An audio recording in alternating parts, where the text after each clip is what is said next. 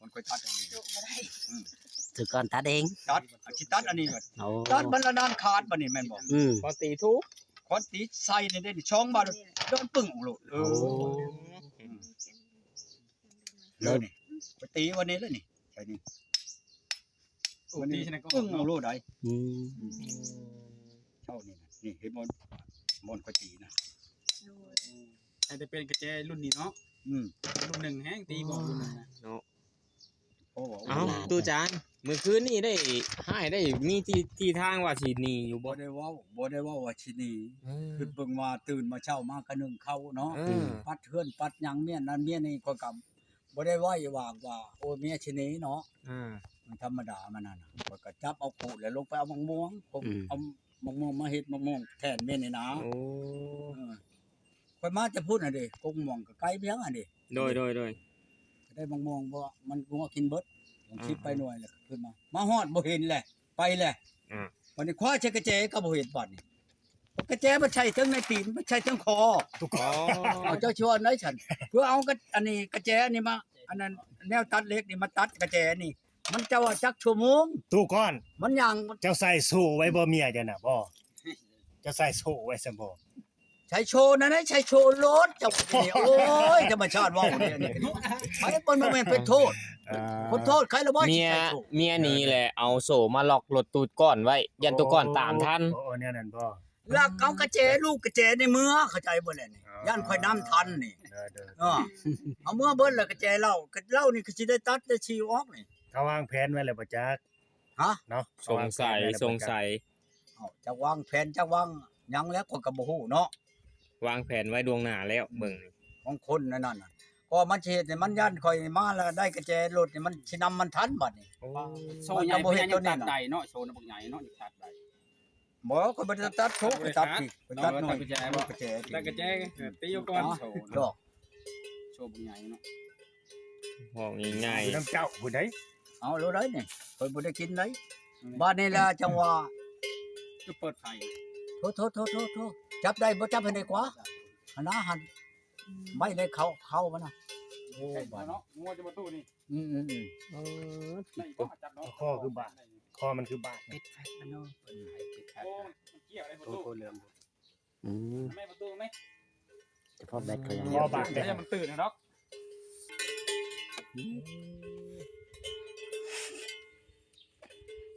ตัวหาผู้สาวบนแล้วบัดนี้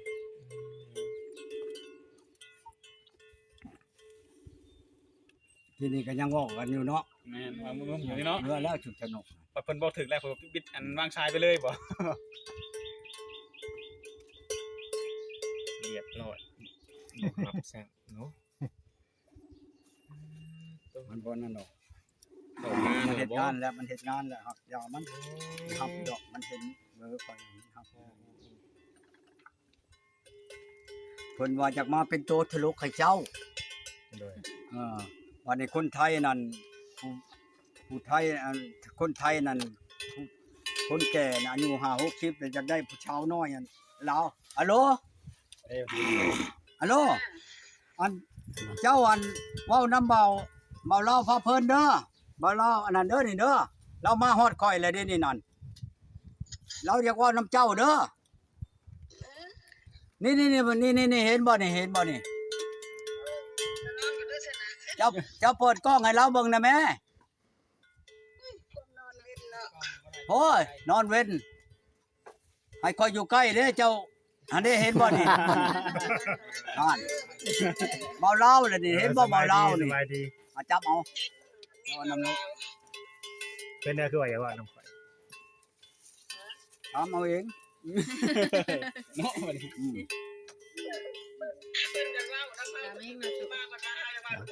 เอ้ยคายหน้าข่อยเจ้านี่ เนี่ยนี่แหละขนอข่อยนะเว้าเอาเนาะกับลูกกับเมียน่ะ เอ้าก ระแจสิเอาไปเมียงกระแจข่อยย่านข่อยนำ ใจเจ้าบ่ว่าสนใจ นำเลยไหนเขาก็นำเลยเมียเนาะไปใช้กะนำ ผู้บ่นำเมียใช่นำให้เนาะ เอาไปใช้ลูกกระแจนั่นให้ค่อยใครบ่ได้ให้ค่อยนำบ่ได้ รู้หูกันน่ะ กระแจรถเก่าไปกระแจเฮือนเก่าไป แม่น จังว่าอะไรสิติดต่อเจ้าอะไรให้เล่าจังน้อยฮะ คอยเราว่าคอยเบิ่งอยู่ทั้งพี่คอยก็นอนบ่รับน้ำเพิ่นแหละ อันนี้ เป็นโดนรับแล้ว ได้ตู้ก่อนฮะ ไปจังมาตุ ว่า ยิ ว่าง เป บ่ เปอ รู้ ร์ เจ้า อีก ชูได้บ่8 ดอกได้บ่นี่ เอาแล้ว เจ้าบนสิไว้บ่เนาะ เจ้าชูได้บ่ เล่าอีกนะ 8 ดอกได้ข่อยเมียเมื่อเท่านี้ก็เว้าเดี๋ยวเดียวนี่ แผ่นดอก เมื่อนำหยังได้เนาะ ได้ยินบ่เพิ่นฝากถามนะเจ้าสิสู้เจ้าสิอยู่น้ำเพิ่นได้บ่เพิ่น นี่แล้วข่อยจังว่าเมียน่ะ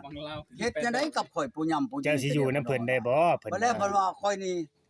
หายจังซั่น กลาง สิ คืนมาเพิ่นบ่รับบ่นอนเพิ่นว่า เพิ่นว่าโอ้ยรุดพรแน่ว่ะข้าสิรุดพรไหน ดอกกันจับเจือเนาะ เพิ่นเว้ากับข่อยแต่กลางเว้นบ่จักกลางคืนช่างคมแก่ก็เรียกก็ดอกเพิ่น เมื่อ ว่า กี้เฮาเมียเพิ่น จะแก่จะอ่อนแล้วเมียข่อยแต่งข่อยเว้าคักอันนี้แหละคืนนี้ อืม ผมมันนอนอยู่ข้างๆ สาวตู้ก่อน เจ้ามาขึ้นเบิ่งได้ข่อยบ่แม่นเอามาซื่อๆได้เอาเจ้ามาห้องแก้มเขาก็บ่ได้ได้ ยังไงมันจะประควงกระดอกกระดิ่ อ่าเพิ่นว่าตัดของเจ้าหาทิ่มว่าซั่น โย แล้วตู้เนาะตัดตัวนอกนะ ตัดตัวนี้มันก็แล้วเด้อเฮ้ย ผู้สาวบอกว่าให้ตัดทิ่มว่าซั่นฮะ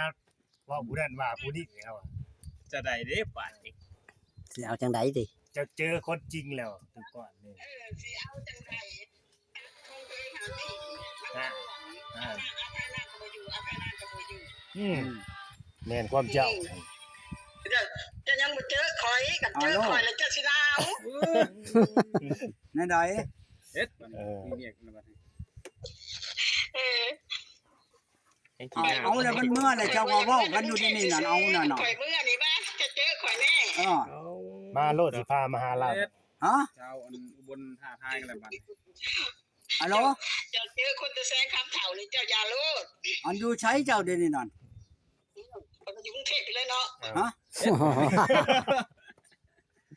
อยู่ตักแขก ผู้สาวโทรมาหาบ่ คอยมันบ่แม่นเมีย อยู่ เจ้าว างได้ตักแขกนั่นคือข่อยอยากคือบ่เห็นโทร เป็น มา ว่าโทรศั หา พท์ กันเจ้าทีเดียวนี่บ่โทรมาหาข่อย เป็น นี่ ลมโทรศัพท์ เออ เป็นเมียเพิ่นน่ะบ่ลาโลสิตายเลยเจ้าสิว่าได้แล้วก็เพิ่นป้าเจ้าเพิ่นว่าเจ้าบ่คัก นี่แล้วนี่แต่เฮิง บ่ตีเราแล้วเนาะหาก็อยู่นํกัน แม่น นี่แต่เฮิงอัน เราก็คิดฮอดแล้ว อันป้าบุญโฮมเจ้าอันนี้แต่เฮิงมันเป็นเดือนล่ะ ตะเลไปเอาไก่โพดเอาบ่เข้าใจคือคนเฮาเจ้าข่อยนี่ข่อยก็คิดว่า เอาผู้ใหม่กันนี้แล้วนี่อีกแล้ว กับชาสันทางแม่บ่เห็นชาสันไปตลอดเลยโอ้สิได้กับชาสัน โอ้ยหลายหน่อยก็ธรรมดาแล้วมานะแม่เจ้าสิบ่นี้บ่ตะคอย สาวสัน บ่แล้ว ถ้าสั่งชิวเทือง บ่นี้นะมาแม่มามื้ออื่นนี่โลดเพิ่มค่อยอันใจค่อยขึ้นเดี๋ยวนี้นั่น ใจมันขึ้นแล้ว ฮะ ขึ้นได้เว้ย เจ้าหาเอาลงแน่ใจ เว้า มัน ลี ขึ้น ไหนบ่แม่นเว้าลินไหนบ่แม่นค่อยนิดน้อยไหนอ้า ใจขึ้น ค่อยมีเงินให้ใช้มีข้าวให้กินอยู่ได้ในครอบครัวค่อยนี่เจ้าชัวลินไหน บ่ว่านี่นั่นเด้อข่อยก็บ่ได้สมัครดอกแต่ว่าข่อย เจ้าอยู่วางใดอันถ้าแขกมันอยู่วางใดเว้าให้ค่อยพังมึงดูเจ๊ตลาดเจ้าเห็นอยู่บ่อันค่อยลงอันนั้นน่ะ ติดตามเพิ่นมาแต่เฮิงบ่ เจ้าติดตามอยู่บ่เป็น NP ค่อยบ่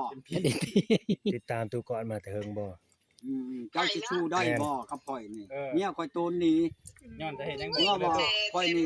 ทางคมแก่ที่ฉันที่เว้ากับข่อยน่ะ เพิ่นน้อยเมียน้อยลูกน้อยฮะ อ๋อแต่เริ่ม บ่ ต้ จัก น ก น่ะ ลาง บ่ เว้นกลางคืนเจ้าชูได้บ่แนวนั้น เอาแล้ว ปีกว่าแล้ว ฮะบ่ได้เอ้าบ่ได้แล้วก็ชูคันบ่ได้แล้วชูมาได้ข่อยนั่นมันจักกลางเว้นกลางคืนได้ข่อยได้ เห็นนะ อยากยามไหนกินได้ข้าวอยู่ในติบ อืม แม่นี่แหละ อย่างนี้ล่ะบ่ ก็บอกชัดเจนในตู้บัดนี้ ฮะโยกะปันนั่นเลยได้แท้ได้ข่อยได้จำบ่พออยู่อันผู้เดียวจำคือกูมือนี่ เจ้าก็อยากเจอเพิ่นคือกันบ่ ว่าเพิ่นสิเก่งคือเพิ่น อย่างนี้อยู่บ่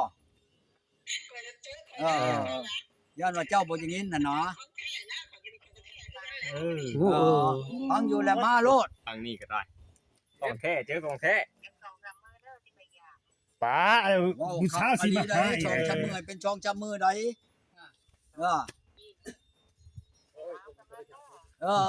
สิเชียร์ดอกข่าวอันชิ้นเปลืองปลายทาง ผู้ นี่ สาวสิมายามเจ้าคมื้อ ยินละบ่ ข่อยก็รอ